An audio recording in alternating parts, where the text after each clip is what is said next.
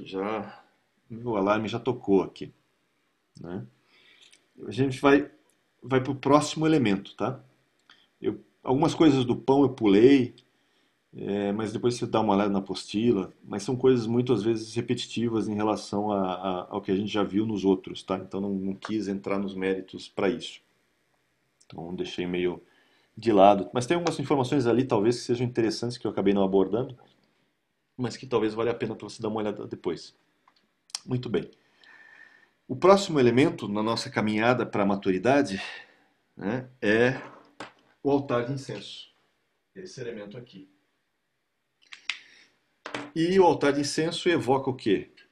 Oração. Né? Basicamente, oração. Então, você já percebeu o que eu quero dizer, né? Assim como não dá para chegar à maturidade sem passar por um processo em que você é limpo e também se limpa, né? E faz uso da palavra para limpar, ou seja, se desfazer, matar a natureza terrena e se revestir de Cristo, né?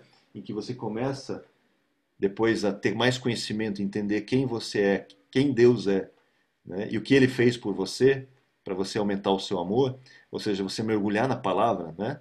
Não é só ler a palavra, é mergulhar. A gente deu umas mergulhadas aqui, mas é mergulhar mesmo na palavra. Não dá para chegar aqui sem passar por isso aqui, ó. O altar de incenso está direto na frente. E o que é o altar de incenso? Oração.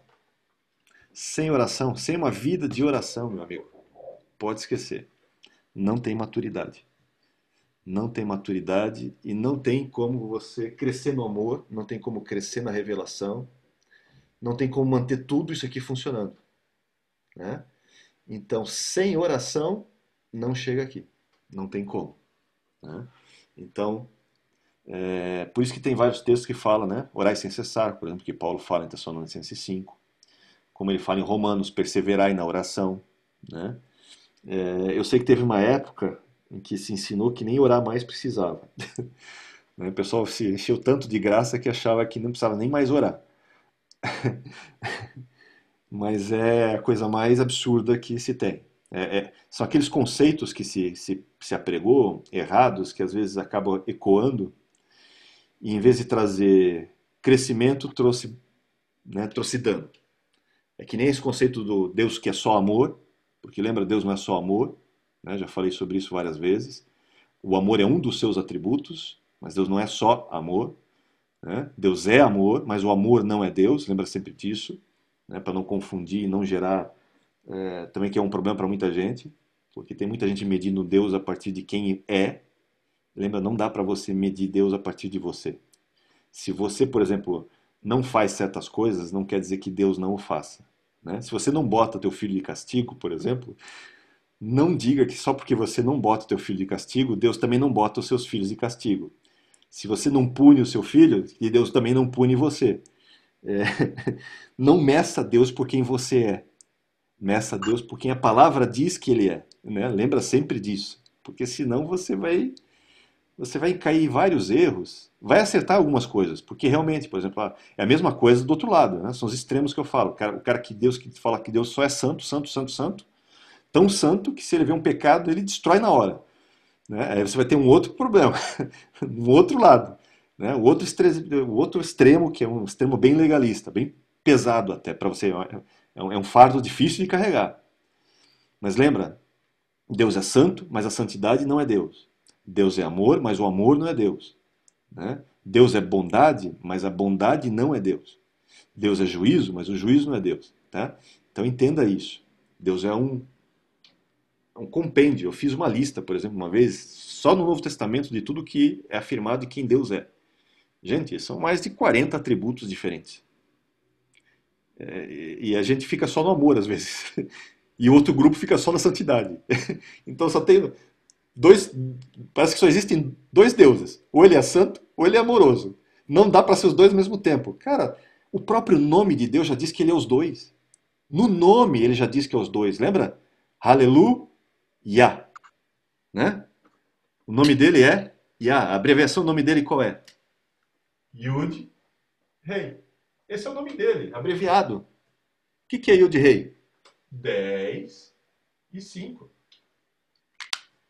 No nome ele já diz, eu sou os dois. Mas não se preocupa, eu fiz todo um plano para que no final a misericórdia triunfe sobre o juízo e a justiça seja atendida. Então essa é a coisa que você não pode esquecer. O Wilson levantou a mão aí, quer perguntar alguma coisa, Wilson? Eu não estou conseguindo, foi sem querer aqui, eu não consegui baixar, mas pode continuar, desculpa, perdão, não estou conseguindo. Não, tranquilo, faz parte. Né? Não estou conseguindo abaixar aqui. Não tem problema. Então, oração é fundamental, gente. Então, vamos pegar aqui e ver um pouquinho sobre o altar de incenso. Tá? Então, primeiro, o objeto, né? O texto diz o seguinte, né? Você tem dois altares ali. Ele vai mandar fazer um altar, você tem o altar que é de sacrifício e o altar de incenso. Né? No altar de incenso não tem sacrifício nenhum, é realmente só para colocar incenso para ficar perfumando o lugar. Lembra? Você tem o perfume de Cristo, então evoca algumas coisas.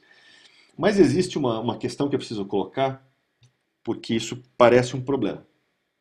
Vamos lá. No texto de Hebreus, Hebreus 9, bem no início, nos primeiros versículos, ele fala assim. E lembra quem é o autor de Hebreus, né? É um cara que conhece muito de Bíblia. Não estou dizendo que seja Paulo, né? Alguns acham que pode ser Paulo, mas não necessariamente tem que ser Paulo. Existem vários candidatos, por isso que eu sempre falo o autor de Hebreus, até porque pode ser mais de um autor, tá? Por causa de algumas formas que ele usa, evoca que também pode ser mais de um aí. Mas ele conhece muito, muito, muito mesmo, a ponto de dizer para os caras que eles eram crianças e que ele tinha alimento sólido para dar, mas ele não deu alimento sólido porque os caras não iam suportar, né? Lembra disso. Né? Os caras não iam suportar o alimento sólido. E lembra, né? Tem gente que acha o livro de Hebreus difícil, pesado. Mas para o autor de Hebreus aquilo ali é leite, tá, gente? Só para lembrar você. Na perspectiva do autor de Hebreus, todo o livro de Hebreus é leitinho. Lembra disso, tá lá no capítulo do versículo dos capítulo 5, finalzinho por 6, tá? Então, para ele tudo aquilo ali, né, é um leite que ele está dando para reforçar a fé dos caras, né? Mas é tudo só leitinho. Ele não quis entrar no sólido do negócio pesado. Mas aí ele começa falando isso aqui, né? Ora, a primeira aliança também tinha preceitos de serviço sagrado e o seu santuário terrestre. Está falando do tabernáculo de Moisés. Com efeito, foi preparado o tabernáculo, cuja parte anterior, onde estava o candeeiro, que é a menorá, né, o candelabro, a mesa, com os pães da presença, né, a exposição dos pães, que chamam o quê? Santo lugar. Por trás do segundo véu, você tem o quê? O tabernáculo do Santo dos Santos, o Santíssimo, o qual pertencia o quê? Um altar de ouro para o incenso e a arca da aliança totalmente coberta de ouro, na qual estava dentro da arca, né? Você tem o quê? Maná, bordão de arame que floresceu e as tábuas da aliança. E sobre ela os querubins da glória, que com sua sombra, né, cobriam o propiciatório. Qual é o problema desse texto, gente?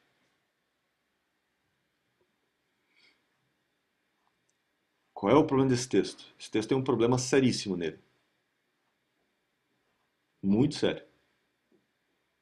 Alguém percebeu ou não? Não? Pastor, me pegou aqui. Não, não peguei não. Ele vai falar do candeeiro, da menorá, da mesa dos pães, e diz o quê? Que esses dois elementos estão onde? No lugar santo. E aí ele fala, depois do véu tem um lugar santíssimo, onde tem a arca e um altar para incenso. Mas onde fica o altar de incenso?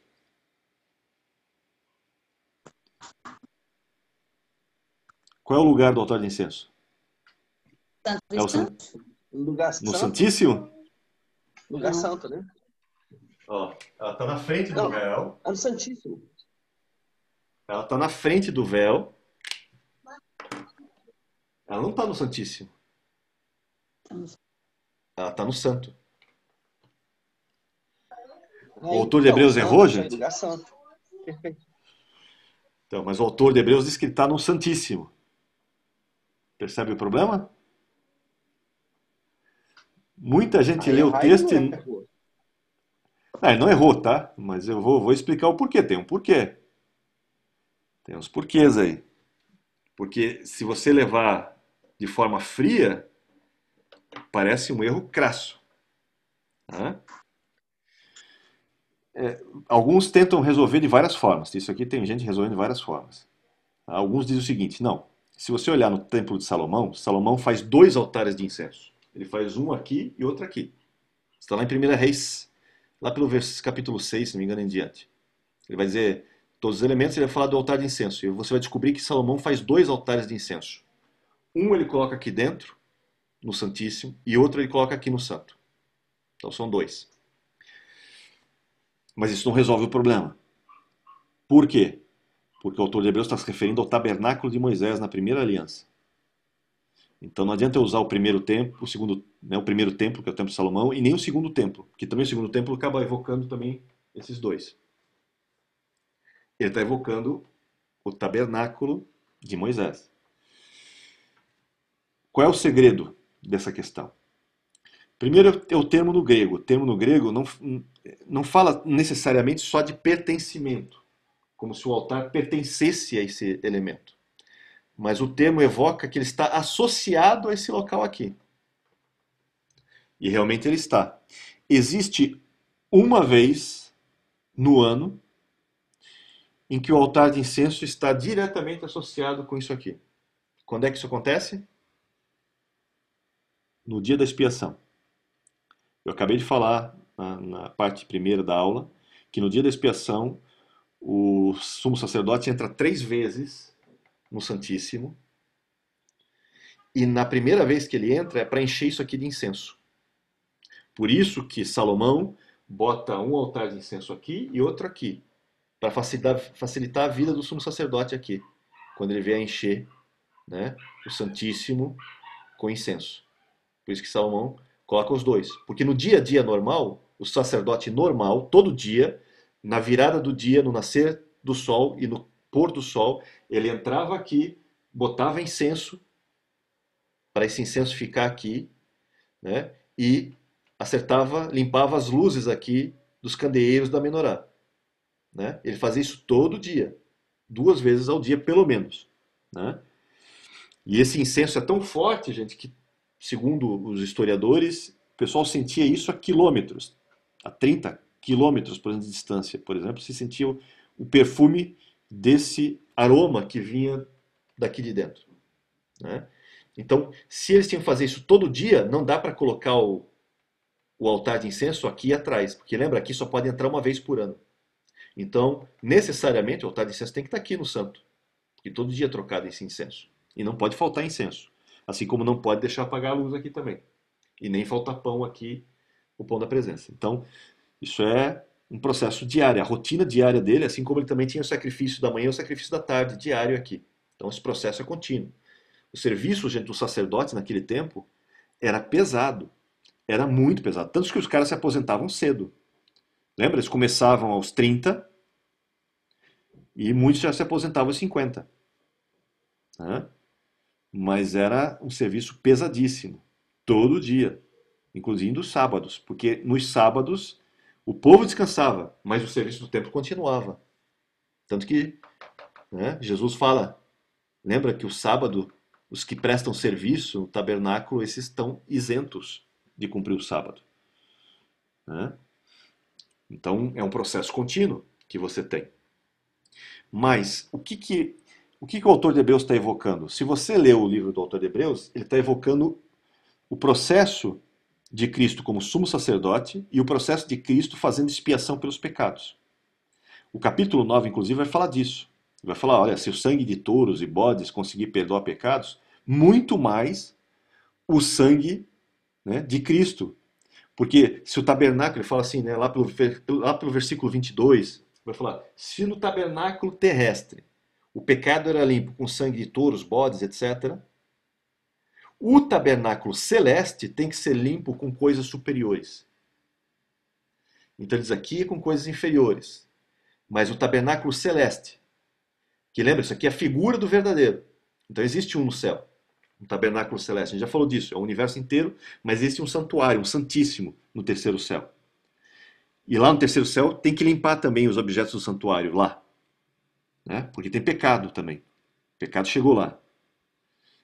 E aí diz, só que lá no celeste tem que limpar não com sangue de touros, bodes, etc. Tem que limpar com algo muito mais superior. O que é muito mais superior? O sangue de Cristo, que é o que ele fala, né, nos versículos 20 em diante. Ele vai falar isso. O sangue de Cristo é o sangue superior que faz a limpeza disso.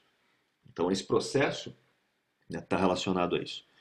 E aí ele está falando o quê? Quando é que você entra no Santíssimo com o sangue para fazer propiciação? No dia da expiação. E no dia da expiação, lembra? Você tem que remover o véu e encher isso aqui de incenso. Ou seja, o altar de incenso, no dia da expiação, participa. O altar de incenso, no dia da expiação, participa do quê? Do Santíssimo. Então, o que o autor de Hebreus está colocando? O autor de Hebreus, se você olhar todo o capítulo 9 e tudo mais, ele está fazendo o quê? Ele está fazendo uma descrição do processo de expiação que Cristo fez no dia equivalente ao dia da expiação. E no dia da expiação, sim, esse cara aqui está associado com esse aqui, com o Santíssimo. Né? Por quê? Porque tem que encher de incenso para a glória de Deus se manifestar sobre a arca. Né? Então isso faz todo sentido. Tá? Faz todo sentido. Você não vai encontrar essa explicação por aí. Você vai encontrar explicações dizendo, não, aqui é o erro de copista. Muitos usos de fuga, né? Uma das fugas que muito se usa é, não, isso aí o copista errou e ficou errado. Né? Ficou no texto errado. Isso é pobre. Né? Alguns vão dizer, não, mas ele está evocando o que aconteceu no primeiro templo de Salomão, lá onde tinha dois altares de incenso, um ficava no Santíssimo, outro lá, tal. Também não, porque ele fala do tabernáculo inicial, não está falando do templo de Salomão, ele está falando do tabernáculo de Moisés. Né? E no tabernáculo de Moisés não é isso que acontece, não temos dois altares de incenso. Mas sim, o autor de Hebreus está evocando o quê? Está evocando justamente o dia da expiação. Todo o processo de expiação. Tanto que ele, na continuidade desse mesmo capítulo, nos versículos seguintes, ele está evocando o sacerdote entrando no Santíssimo, com sangue. E aí ele compara com Cristo entrando no Santíssimo com sangue. Ou seja, quando é que isso acontece? No dia da expiação. Percebe? Então, o que o autor de Hebreus está descrevendo? Está descrevendo a disposição desses elementos no dia da expiação. Como é que funciona? Por isso que o altar de incenso está associado ao Santíssimo. Porque não tem como você entrar no Santíssimo sem o incenso encher o lugar. Sem que o incenso participe disso aqui. Não tem como.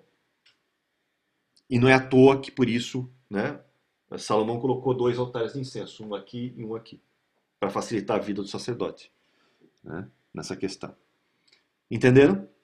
Ficou claro para vocês? E repito, vocês não vão encontrar isso olha, praticamente nenhum comentário bíblico que eu vi até hoje, dos que eu já li, Perfeitamente claro. vai falar disso. Então, guarda isso, porque isso é uma coisa que não tem em outro lugar. Tá? Muito bem. Vamos voltar lá pro altar.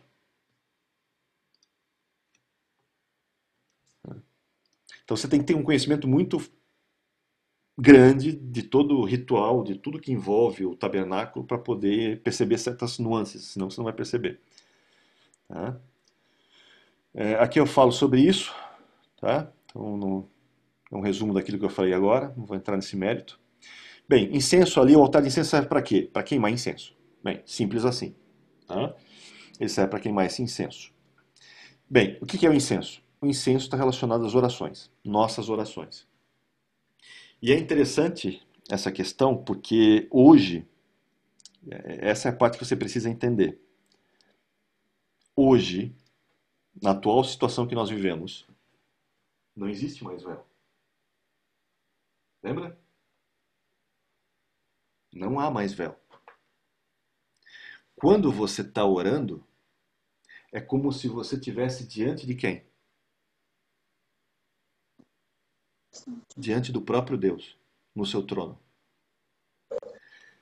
Que é outra coisa que as pessoas não percebem. Quando você ora, gente, né, as pessoas não entendem o que está acontecendo naquele momento, espiritualmente falando. simbolicamente, você está aqui diante do Todo-Poderoso.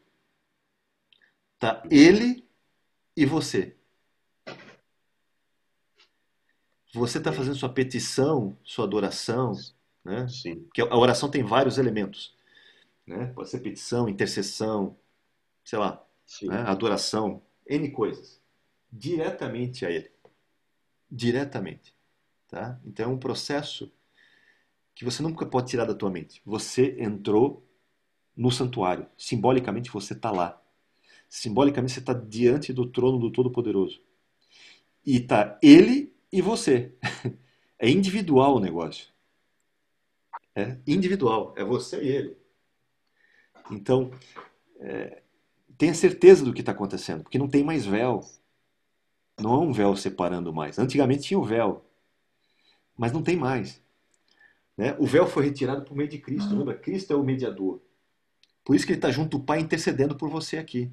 E por isso que o Espírito Santo também está em você, como diz Romanos 8, 27, se não me engano, que o Espírito intercede por nós com gemidos inexprimíveis, quando você está orando, para fazer com que essa comunicação funcione.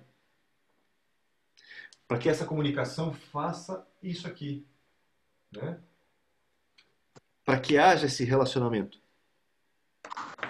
Então a tua oração tem esse duplo sentido. Você não só... Não é um monólogo, gente. Não deveria ser, pelo menos. Você ora e você espera a resposta. No teu espírito vem alguma coisa. Tanto que tem gente que ora, às vezes várias horas, e só vai parar quando conseguir paz, quando sente paz. Quando sente que deu. Deu. Entendeu? E outra, Entendeu. oração, o processo de oração também é um processo similar ao tabernáculo. Vou explicar. Eu vou fugir um pouco da apostila nessas coisas, tá? Eu vou um pouco mais profundo dessa vez. Porque normalmente eu não chego nesses níveis, mas vamos lá. Lembra que você tem 3 níveis aqui, né? Infância, juventude, maturidade. Certo? Lembra também o seguinte, isso aqui representa o quê? O primeiro céu. Né? Isso aqui representa o segundo céu, o terceiro céu. Então tem vários sentidos aqui, a gente já falou sobre isso várias vezes. Se eu tivesse lá naquele tabernáculo, estou lá andando no tabernáculo agora, estamos aqui no pátio, eu e você. Que luz nos ilumina? A luz de Cristo. Que luz iluminaria? Não, fisicamente, a gente está andando fisicamente no tabernáculo agora. Então, tira a conotação espiritual. O que está iluminando você aqui? São 3 horas da tarde, você está andando aqui, foi para cá, vai lavar a mão e tal. O que ilumina você? O sol. O sol. O sol ilumina você. Aqui é o sol. A luz do sol.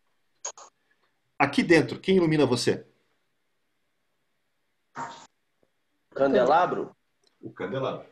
A luz do candelabro. Aqui, quem que ilumina? A luz de Cristo. Glória de Deus. A glória de Deus, o próprio Deus, Cristo, o próprio Deus, o próprio Senhor. Né? Então aqui você é iluminado por questões naturais. Aqui você é iluminado já por questões sagradas, santas, sobrenaturais. A luz da revelação, lâmpada para os meus pés é a tua palavra. Né? E aqui é o próprio Senhor. Muito bem. A oração também tem 3 níveis. Lembra? Pedir, pedir. Pedir, pedir. Deve-se usar. Buscai. E acharei. Pode achar. Batei. E abrir-se-vos. São 3 níveis. Se você não está habituado a orar, se você não tem uma vida de oração, normalmente você vai enfrentar isso aqui, ó. Você começa a orar. Deixa eu pegar até outro. Aqui. Você começa a orar. E se torna um peso para você. O corpo começa a reclamar. Se você está de joelhos, então, o joelho começa a reclamar. Você vai lembrar de coisas que você normalmente não lembraria no momento desse. De conta para pagar, de coisa para fazer amanhã. Tudo te incomoda aqui. Te incomoda. Barulho te incomoda. O chão te incomoda. Né? As coisas te incomodam, o local, a temperatura, tudo te incomoda. Por quê? Porque isso aqui é um mundo natural. Você precisa atravessar esse mundo natural. Aleluia. Isso Esse mesmo. mundo natural, ele está incomodando você. E aí, você tem um barulho de fora, né? Tem várias coisas aqui, tem barulho vindo de fora, tudo te incomodando. Ações que vêm externas te incomodando. Vai chegar uma hora em que você entra aqui. Quando você entrar ali, parte do barulho já foi. Você agora já está sob outra iluminação. Oh, Está num glória. outro processo. Você agora saiu do processo da carne. Lembra? Isso aqui é carne. Carne, alma, espírito. Se você saiu da carne, você já agora está na parte da alma. Então você saiu desse processo duro, penoso, carnal e chegou ao processo do quê? Ao processo de adoração. Agora aqui você está adorando. Aqui você começou a adorar. Aqui você sente que o barulho lá fora já não te incomoda mais, o chão já começa a não te incomodar mais, né? As coisas já estão meio que distantes. E é curioso, aqui você está com uma listinha para o Senhor. Você tem uma listinha lá, 30 itens, Senhor. Eu tenho isso aqui, isso aqui, isso aqui, isso aqui, isso aqui, isso aqui, isso aqui, isso aqui, isso aqui. Quando você chega aqui e começa a adorar, a tua lista diminui. Você começa a perceber que você não precisa de tudo aquilo. Você começa a dizer, não, Senhor, não. Sabe, eu não preciso de tudo isso. Eu preciso de ti, eu preciso da tua presença. A tua lista começa de 30, cai para 5 aqui. Aí você persiste em oração. Para chegar onde? Aqui. Esse é o objetivo. Quando você chega aqui, você só louva. E aqui você percebe que só precisa de uma coisa. Uma só coisa é necessária, como diz Jesus. E o que é? Só ele. Você só precisa dele. Aqui o que era 30, que se reduziu para 5, se tornou um só. Você quer só ele. Você quer ser um com ele. E aqui você só louva. Louva, louva, louva, agradece, louva, louva, louva. Só que para chegar aqui, tem esse processo todo aqui. Ó. E se você não está habituado a orar, né, você vai passar talvez minutos aqui, ou horas, até chegar aqui. Para quem está acostumado a ter uma vida de oração, é muito fácil, muito mais rápido entrar aqui. Ó. Muito mais rápido. E aí depois que você entrou aqui, é um processo que vai te levar até aqui. Então, por isso que é níveis distintos de oração e processos distintos de oração para você chegar. Simbolicamente você já está aqui, simbolicamente desde o início você já está aqui. Porque Deus está te vendo desde o início aqui. Sim. Mas você não é um com Ele ainda. Você precisa alinhar o teu propósito. Por isso que você pena às vezes para passar esse processo para chegar aqui. Mas desde o momento que você começou a orar ao Senhor, para o Senhor, você está aqui. A tua mente é que não. Porque aqui você ainda está na carne. Você ainda precisa, sabe, transcender essa questão da carne para começar a adorar pela tua alma. Até chegar ao teu espírito. E aí sim, você realmente chega aqui. Mas desde o início, Deus já está ouvindo a tua oração. Não pensa que ele só vai ouvir quando você chegar aqui. Não, ele está ouvindo desde o início. Desde a primeira frase. Inclusive até se você parar aqui no meio e sair. Foi registrado, está lá. Você pode não ter usufruído de todo o benefício que poderia usufruir da presença do Senhor, mas a tua oração está registrada. Né? Claro, tem uma série de protocolos, vamos entrar, não é oração hoje, mas tem uma série de situações aí também. Né? Porque lembra que existem situações em que a oração não sobe, né? Quando tá brigado com a esposa, aquele negócio todo, lembra? Tem umas situações aí complicadas aí, que precisa resolver. Precisa resolver. Né? Mas não que a oração não suba, né? Porque lembra, Deus é onisciente. Deus sabe tudo o que acontece no universo. Não é porque Deus não sabe. É porque um protocolo não foi cumprido. Sabe quando faltou uma assinatura aqui, ó. Ih, faltou a assinatura. Não dá para atender essa requisição porque está faltando essa assinatura aqui. Manda de volta lá para ele assinar. Não quer dizer que ele não tomou conhecimento. Não quer dizer que Deus nem ouve a tua oração. Não, é impossível para Deus não ouvir. É impossível Deus não saber de nada. né? Lembra quem Deus é. Para ele, não saber é impossível, ele sempre sabe. Inclusive, tudo só acontece porque ele sabe, senão não aconteceria, ele permite tudo isso. Mas existem, né, princípios que precisam ser obedecidos, mesmo na graça, mesmo na época da graça. Por isso que Paulo fala essa questão da oração entre casais, a oração conjunta entre pessoas, quando você entra em concordância, lembra? Porque dois é melhor do que um. Lembra que um de vocês, né, simbolicamente, um de vocês persegue 1000, mas dois de vocês bota para correr 10.000. Ou seja, quando pega dois, a gente imagina, não, que dois junta, né? Fica 2.000. Se cada um manda correr 1.000, então quando juntar dois, vão correr 2.000. Não. Quando você faz uma oração de concordância, aquilo multiplica. Ou seja, ganha um outro poder, vai muito além. Né? Não é só uma somatória de propósitos. Né? Isso tem uma força muito maior. Por isso que quando a unidade acontece, ela favorece essa oração aqui, para certos propósitos. Isso cresce, isso tem força. Né? E esse processo da oração invoca vários elementos. Né? Deixa eu botar aqui no altar aqui. Pastor, posso fazer uma pergunta? Pode. O senhor falou ali, né? E a Bíblia fala que, tipo, a oração não sobe quando o marido está brigado com a mulher, né? Por que o texto fala do marido e por que não serve para ambas as partes? Não, serve para ambas as partes, na verdade, né? Não é específico só para... Não é específico, mas serve para ambos. Aqui, lembra, o marido, de certa forma, tem o símbolo do sacerdote do lar. Então, pesa sobre ele uma responsabilidade maior, né? Então, lembra disso. Lembra que Paulo diz que, se necessário, ele tem que dar a vida pela esposa, mas ele não pede o mesmo para a esposa. Né? Não diz, esposa, dê a vida pelo seu marido. Não é o que ele pede. Então, há uma cobrança também maior, lembra? Porque desde Adão já foi dado, né? O marido ele vai ser o cabeça. Bem, se ele é o cabeça, vai ser cobrado. A quem muito é dado, muito será cobrado. Então, maior cobrança tem. Cobrado. Né? Então, essa cobrança, às vezes, vem na forma de certos protocolos que precisam ser preenchidos, precisam ter acertados. Né? Então, mais uma coisa que precisa ser pensada. Mas vale para os dois, tá? Vale para os dois nesse sentido. Não é só para ele, não. Mas ali é citado mais por uma questão do líder do lar, né? E os maridos são mais problemáticos também, né? Não sei se você já percebeu isso. Eu já percebi, eu tenho espelho em casa. Então, Somos mais prudentes. É de Deus. Pastor, me ajuda, atrapalha. A verdade é dura, sei. Vamos lá. Senti Deus purinho agora, hein, pastor? Aqui nós já chegamos nesse consenso também. Sei como é que é.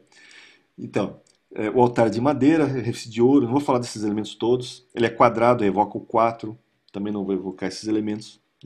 Tá? Então, tudo isso são questões que a gente já conhece, assim como as medidas, tudo mais, um côvado, 2 côvados. Também vou pular alguma dessas coisas. Né? Eu quero ver se eu vou direto aos elementos da oração. Peraí. Deixa eu ir direto aos elementos da oração. Porque também vai ter argola, a gente já viu da argola, vai ter coroa, a gente já falou da coroa. Em frente ao véu, tal. Vai queimar incenso todo dia.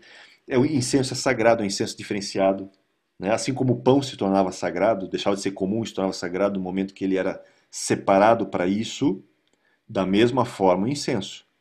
Né? O incenso também é considerado sagrado quando ele é separado para isso, e não só o incenso, o óleo também. Se você lembrar, tem um óleo, que é o óleo que é usado para unção, e o óleo que vai na menorá também é um óleo separado. Não é comum, não são coisas comuns. Lembra daquela questão do comum e do extraordinário. Tudo que é santificado, tudo que é separado é extraordinário. Saiu do ordinário, saiu do comum, foi para o incomum. Né? E a mesma coisa vale para a questão do incenso. Então, não é para oferecer nenhum outro tipo de incenso e também não é para usar esse incenso em outro lugar que não seja lá. Né? Isso era inclusive até era um segredo de como se fazia o incenso, como se preparavam os pães, como se fazia o óleo. Não era todo mundo que sabia dessas informações, tá? Os levitas guardavam isso entre famílias, tinham famílias específicas para fazer isso. Tinha família específica para, por exemplo, só plantar uma das árvores que era usada para fazer o incenso. ou uma das árvores que eram usadas, né, relacionadas ao incenso que é feito aqui. Então tem todo um processo, tá, que é separado para isso. Ok, aqui faz a propiciação, não vou falar disso agora. Deixa eu pegar os elementos. Ó. Então tem os elementos aí, tá? São 5, acho que eu pulei um slide. Pera. Deixa eu só ver se eu pulei mesmo. Aqui, minha máquina está meio lenta aqui.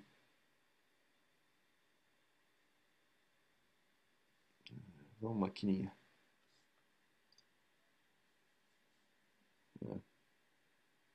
Tá aqui.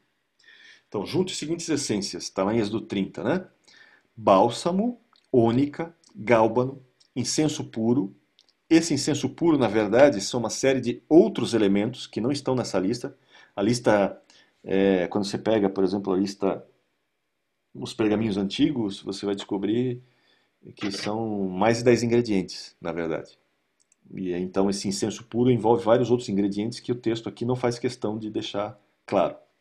Né? Até porque ele quer separar em 5, porque 5 é um número que evoca o quê? Graça. A tua oração só vai funcionar por causa da graça. São 5 elementos ali. Ó. Tá? Então esses 5 elementos vão ser usados para quê? Esses 5 ingredientes, simbolicamente ele fez isso para quê? Para você entender que tua oração só sobe diante do trono por causa da graça do Senhor. Né? Só para você lembrar disso. Então, incenso puro, né? E ainda vai levar sal. Né? E vai ser obra de perfumista. Então, puro e santo. Então, o que você tem aqui nos elementos? Bálsamo. Bálsamo é extraído de uma árvore. Tá? Aí tem uma chamada estoraque para isso. E aí ele vai destilando, pingando esse bálsamo. Então, é um elemento, né, orgânico aí, vegetal. Depois você tinha ônica. Ônica vem de um molusco, que é encontrado dentro de conchas, localizados, por exemplo, no fundo do mar. Então, esse elemento tinha que pescar essas conchas, extrair dele, né, esse elemento, triturar e misturar com os outros. E lembra, a gente está falando agora de um elemento orgânico, de vida orgânica, e vida orgânica, depois de um tempo que entra em putrefação. Experimenta pegar um siri, tirar a carne dele e ver o que acontece depois de um tempo, como que ele vai cheirar bem. Né? Então isso aqui tem um elemento, por isso que depois vai sal, gente. Lembra sal? Vai uma pitada de sal, porque o sal faz o quê? O sal conserva. Tá? Então, por isso que o sal vai para isso. Exatamente. Tá? Então você tem a ônica, vamos lá, máquina. Gálbano, né? Gálbano é outra seiva, né? Outra goma. Também tinha que ser bem triturado. Essa goma, por exemplo, já é mais amarga, né? Que é usado para repelir insetos. Depois você tem o incenso puro, que é um incenso de cor branca, e vem da seiva de, não só de uma árvore, são várias árvores aqui, fala de justiça, né? E por último vem o sal, né? Que representa como um conservante. E lembra, sal é um mineral, é uma pedra. Sal não queima. O sal não queima, o sal vai, né? Ele vai resistir à queima. Por isso que Deus fala, às vezes, das alianças de sal, né? Eu vou fazer aliança de sal com fulano, com Beltrano. Por quê? Porque está evocando o quê? É uma pedra. Em tese, a pedra evoca uma eternidade, é algo eterno e que tem o quê? Sabor. Porque sal, lembra, tem que ter sabor. Não pode ser um sal, né, sem sabor, insonso. Né? Tem que ser um negócio que tem sabor. Insípido, desculpa. Né? Então você tem esses 5 elementos. Esses 5 elementos falam do quê? Fala dos 5 elementos da tua oração. Tudo que tua oração tem que ter. Então ela tem que ser uma oração que tem sabor. Ela tem que ter sal. Não é uma oração sem sal. O cara que faz uma oração para, né, oração sem decorada, por exemplo. Não tem problema você orar mais de uma vez a mesma oração. Não tem problema nenhum. Né? Quando Jesus fala assim, né, não fazei como os pagãos que usam de vã, repetição, etc, etc. Não tem problema nenhum em relação a você repetir. O problema é ser como os pagãos, que a oração é vã, a repetição é vã. Ou seja, você está... É como se estivesse lendo, mas teu coração não está naquilo. Então você pode repetir a oração? Pode, porque até Jesus repetiu, sem lembrar disso. Jesus repetiu a oração 3 vezes. Quando? É só lembrar do texto, leia o texto, está lá em Mateus. Ele está lá no Getsemane orando. Ele ora e ele vai falar com os discípulos. Enquanto os discípulos dormindo, dá uma bronca nos discípulos que estão dormindo, que é para estar orando junto. Dá uma bronca e o texto diz, e ele foi novamente orar, e o que diz o texto? E repetiu as mesmas palavras. Mais 2 vezes. Ou seja, Jesus fez 3 vezes a mesma oração. Ou seja, ele repetiu. Então eu posso repetir? Claro que você pode repetir. O problema não está na repetição, o problema está no quê? Na vã. Vã repetição. É quando você fala, mas jogou ao vento. A palavra, teu coração não está naquilo. Lembra? A boca tem que falar do que o coração está cheio. Você pode repetir tua oração várias vezes? Pode. Mas cada vez que você fala, isso tem que vir daqui de dentro, do teu coração. Não é algo insípido, algo que não tem sabor nenhum. Você fala como quem fala, né, a tabuada de 10 aí. Não, você fala com intensidade, você está orando. Né? Então, isso é fundamental você entender. E aí, claro, tem várias questões, né? Existe oração de intercessão, existe oração para pedir mesmo, existe orações de várias linhas, de várias coisas. Né? Eu não vou dar uma aula de oração aqui, porque tem muita coisa para falar. E eu tenho ainda que falar da arca, né? Meu tempo já está no fim. E eu quero falar pelo menos da veste do sacerdote, alguma coisa. Então, o fundamental que você entender é o seguinte: a tua oração precisa ter substância, ela precisa ter sabor, ela precisa ter perfume, né? E ela pode ser doce, mas ela também pode ser amarga. Lembra? Tem um dos elementos ali que é uma seiva amarga, inclusive para repelir insetos. Quer dizer que você pode chegar para Deus e soltar o verbo no sentido de dizer: Senhor, não dá, não estou aguentando, tá difícil, não estou suportando, tá pesado, tá difícil para mim. Não tem problema você orar assim. Tá? Não tem problema. Você não vai pecar por estar reclamando. Né? E na verdade nem está reclamando, você está falando um fato, né? Espero que você fale a verdade, né? Tá difícil mesmo, tá dolorido, não estou conseguindo. Me capacita, ou então me livra dessa situação. Né? Alguma coisa tem que acontecer. Não dá para ficar assim, não vou resistir. Eu já estou sendo muito triturado, esmagado, tá saindo já o meu sangue aqui. Né? Me dá a graça para suportar. Né? Então tem todo esse processo. Então você pode ter uma oração doce, de louvor, de adoração, etc. Mas você pode também ter uma oração difícil, amarga. Né? Você pode estar chateado. Gente, Deus não se incomoda em você estar chateado na tua oração. Tem gente que muda até o tom de voz quando vai orar, né? Parece que virou outra pessoa. Não, você tem que ser quem você é na tua oração. Né? Claro que quando você está orando em público, você não vai usar certos termos, talvez, que você normalmente usaria, mas né, você vai ter certos cuidados por causa das pessoas que estão em volta. Mas na tua conversa com Deus, uma conversa que tem que ser uma conversa sincera. Tem que ter sinceridade de coração. Por isso que a oração tem aquele incenso puro. Ou seja, é algo puro, é aberto. Lembra de Jó, gente? Ninguém prega Jó 3. Nunca vi um pregador pregar Jó 3. Estou para ver o cara ser macho para pregar Jó 3. Né? Mas Deus não tem problema nenhum com Jó no capítulo 3. Você já viu o que Jó fala no capítulo 3, gente? Já diz assim: eu amaldiçoo o dia que eu nasci. Olha que coisa linda para se ouvir. Por que eu fui nascer? Por que foram dar de mamar para mim? Por que eu não morri na hora que eu nasci? Jó amaldiçoou o seu próprio nascimento. Já leram esse texto? Não? Depois você leia. Né? Quem é pastor aí, pense. Se você for pregar, como você pregaria Jó 3. Agora, você não vê Deus em nenhum momento recriminando Jó. Em nenhum momento Deus recrimina Jó. Inclusive, né, em várias situações que aconteceu com Jó, Deus deixa bem claro que Jó, com sua boca, não pecou. Ele não amaldiçoou Deus, ele amaldiçoou o dia do seu nascimento. Por quê? Porque estava difícil para o cara. Estava difícil. E ele foi sincero. Ele foi sincero. Ele Pastor, não entendia o que estava acontecendo. Pode falar.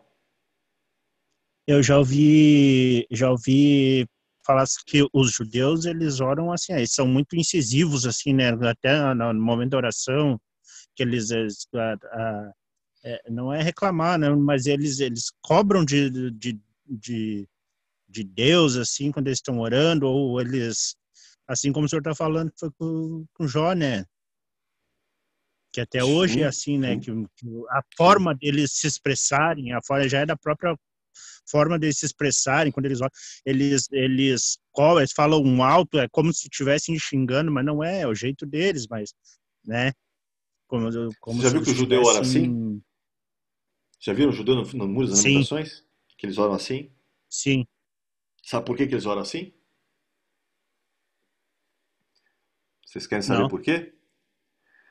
Tem um texto que fala que nós somos as lâmpadas do Senhor. Não tem um texto que nós fala que nós somos a lâmpada do Senhor? Como é que era a Sim. lâmpada naquele tempo? Como é que era uma lâmpada naquele tempo? Não é como hoje. Era uma, era uma lamparina, não é? Como é que vem a luz da lamparina? Marina, olha. Uma lamparina a óleo, pode ser. Como é que vem a luz da lamparina? Pela Azeite, chama do não? fogo, né? Pela chama do fogo, né? Acendeu o fogo. Isso. Vocês já viram como é que se comporta a chama no pavio? Hã? Fica? A chama não se mexe? Ah, Hã? A chama não se mexe? Você é a sim, lamparina, sim. você se mexe. É isso que ele está fazendo. Ele é aquela chama da lamparina. E ele está se mexendo porque ele Sim. faz como faz o fogo no pavio. Está se mexendo. Oh, glória. Entendeu? Mas, Então, professor, ele está eu já ouvi evocando isso. falar,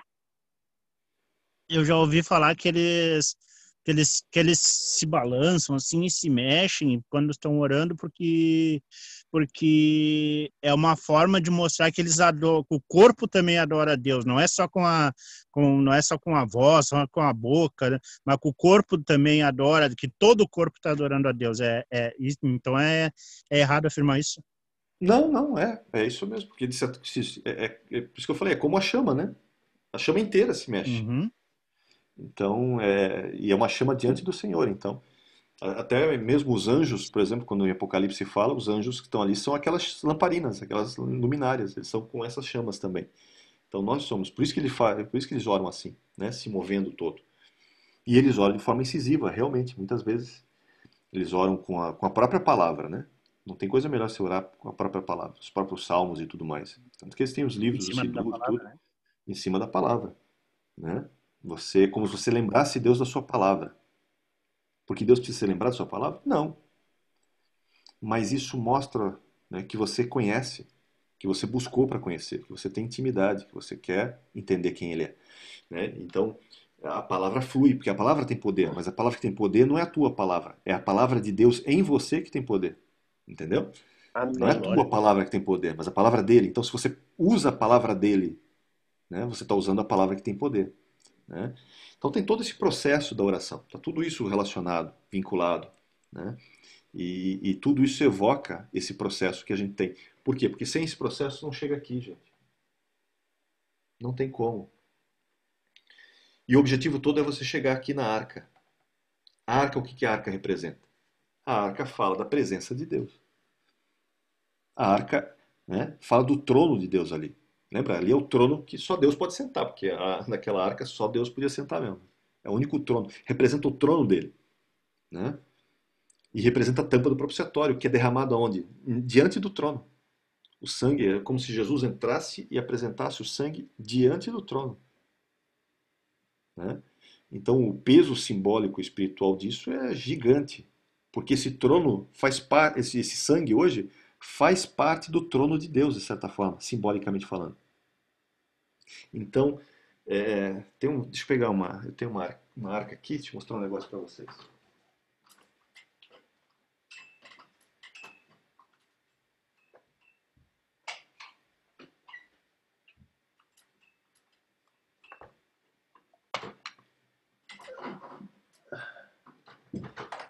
Ó, aqui tem um símbolozinho de uma arca, tá? O que você tem nessa arca? Lembra, dentro da arca, você na verdade tem dois elementos nessa arca. Você tem a tampa do propiciatório, né, onde é derramado o sangue aqui, né, 7 vezes é colocado sangue. 7 por quê? Por causa da perfeição, né, o número da perfeição, da completude.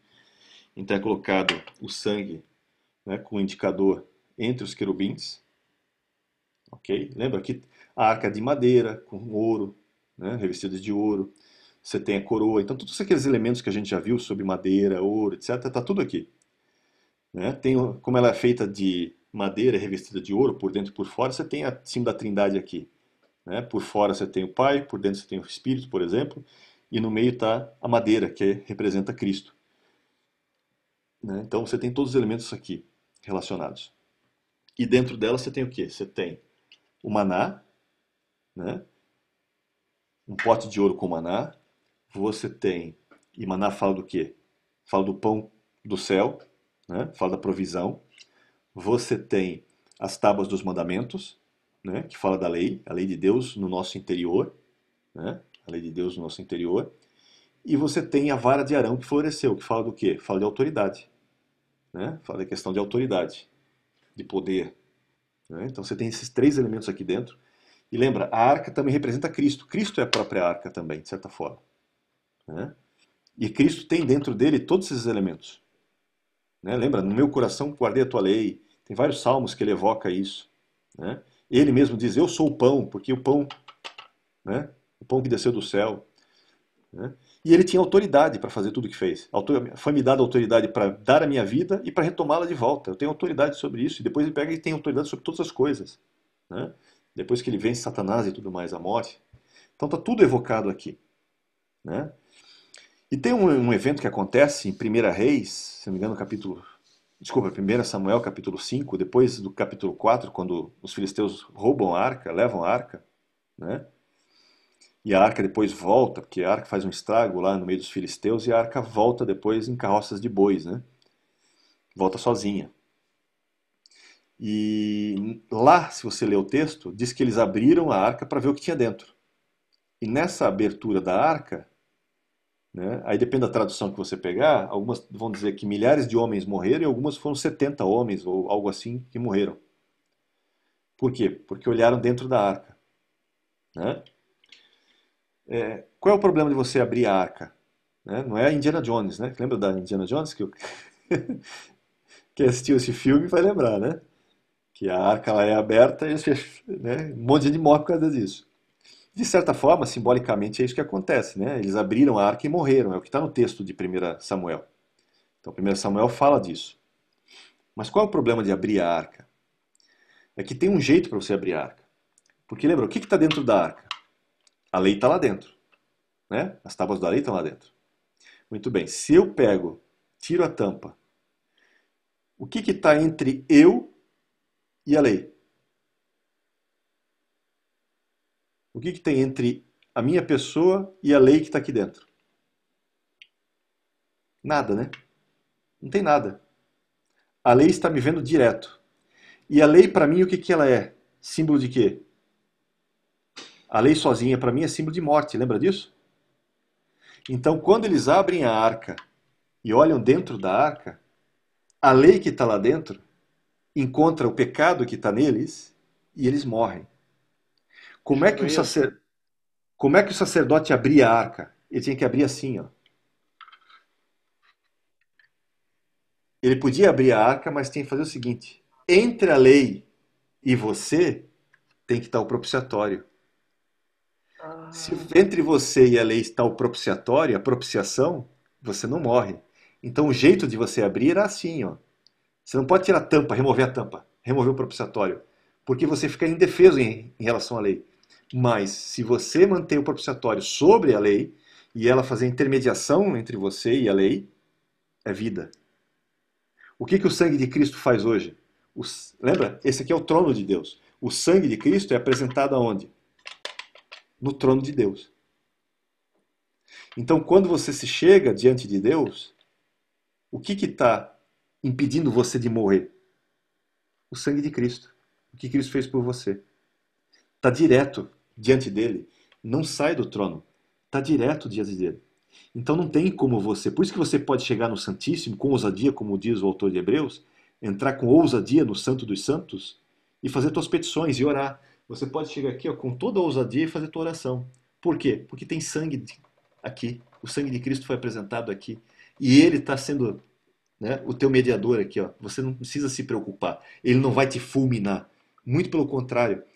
Você é filho. E como filho, ele vai te receber. E vai te ouvir. Vai te educar, às vezes, do jeito que a gente não gosta, às vezes. Mas vai. E vai te ensinar. Te ensinar a ser como ele. A amar como ele ama. A ser como ele é. Porque o processo é esse. Fazer você a imagem do filho. Amém. Meu Deus. Lembra? Nós somos o vaso de barro. Nós somos o Adão de barro. O Adão que tinha se perdido lá atrás. Depois que a gente nasceu de novo, nós começamos a ser o quê? Nós fomos limpos, esse Adão foi limpo, e começou a colocar dentro de mim, a encher a imagem de Deus em mim. Então, desde a tua conversão até hoje, há um processo acontecendo no teu interior. Está sendo preenchido com a imagem de Deus dentro de você. Então essa imagem vai cada vez mais, quanto mais tiver a palavra, quanto mais você tiver se revestindo de Cristo, mais parecido com ele você vai ficar. Para chegar onde? Para chegar até a estatura de varão perfeito. Quando você chegar à estatura de varão perfeito, você é como ele é. Você ama como ele ama. Você o ama acima de todas as coisas e você vai aprender a amar como ele ama. Não porque você é melhor do que os outros ou algo assim. Não. Porque você deixou com que ele te transformasse a imagem dele. Lembra? De fé em fé, de glória em glória, somos feitos à imagem do Filho. É um processo que vai acontecendo. Por isso que você tem que ir, é o caminho. Lembra o caminho de santidade, o caminho do santuário? É o caminho de Deus para chegar aqui. É o caminho que você vai seguindo para chegar a esse momento aqui. É o momento da maturidade, é o momento em que você é um com Ele. Aquela oração se completa. É quando você é guiado pelo Espírito, não mais pela carne. Porque muitas vezes você ainda está nessa dicotomia. Né? A carne milita com o espírito com a carne, e às vezes a carne ganha, esse que é o problema. Né? Às vezes a carne está ganhando, e às vezes está ganhando de lavada. Parece que vai levar o campeonato. Mas você tem que continuar nesse processo aqui. E à medida que você continuar, isso diminui. Vai chegar que o espírito começa a ganhar todos os campeonatos. Vai chegar uma hora que o espírito ganha sempre. E é o momento da maturidade. É esse processo que você tem que chegar. É o momento que você entendeu quem você era, quem Deus é realmente, na sua abrangência, não só com um atributo, mas com toda a sua abrangência de atributos, e quem agora você é nele, por meio de Cristo.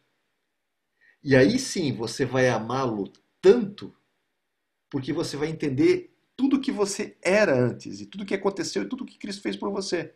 Porque lembra, a quem muito foi perdoado, muito ama. Então você vai entender o quanto você foi perdoado, o quanto você foi beneficiado, o quanto, né, o sacrifício de Cristo significou para você e o quanto isso ainda vem, porque essa história de que aquilo que os olhos não viram, que o ouvido não ouviu, né, que nem passou pela mente do homem, que a gente só vai saber lá no céu, bulhufas. O texto já diz. O Espírito já nolo revelou. É só ler o versículo seguinte. O Espírito já nolo revelou. Se você não sabe, é porque você não buscou. Porque o texto diz que o Espírito já nos deu. Você não precisa ter que esperar a volta de Cristo para saber o que você vai receber. O Espírito já disse o que você vai receber. Está aqui. É só você buscar. Por quê? Porque o texto continua dizendo, né? Porque o Espírito conhece as profundezas do Espírito de Deus e nos revela essas coisas. Revela tudo isso. Então você tem acesso a isso. E você tendo acesso a isso, você cada vez vai se parecer mais com Ele. E vai chegar ao ponto que você vai amar como Ele ama. A perfeição? Não sei. Né? Eu prefiro ser como Paulo. Se cheguei, não sei, mas continuo no caminho. O que eu não quero é, né, depois de tudo que eu fiz, ser ainda, como ele diz lá em 1 Coríntios 9, 25, né? Depois de tudo que eu fiz, etc., eu ser encontrado como reprovado. Porque existe esse risco sempre. Lembra? A salvação ela é um processo contínuo. Desenvolvei a vossa salvação com temor e tremor. Desenvolvei. A salvação já aconteceu, está acontecendo, mas ela só vai se completar no final. Tem gente que começa bem e termina mal. Tem gente que começa no reino e termina fora dele. Começar bem tem que terminar bem. O melhor é sempre terminar bem. Porque tem muita gente que começou bem, mas terminou mal. Comece bem e termine bem. Esse é o ideal. Né? E se você quiser mais detalhes, leia Ezequiel 18, por exemplo. Vai falar um pouco sobre isso. Né? Já pode ler também Hebreus 6, Hebreus 10, 26, 31. Né? Para não terminar mal, mas para terminar bem. Né? Para que se complete aquele que começou a boa obra e realmente venha completá-la no dia de Cristo. Né? Então esse é o processo.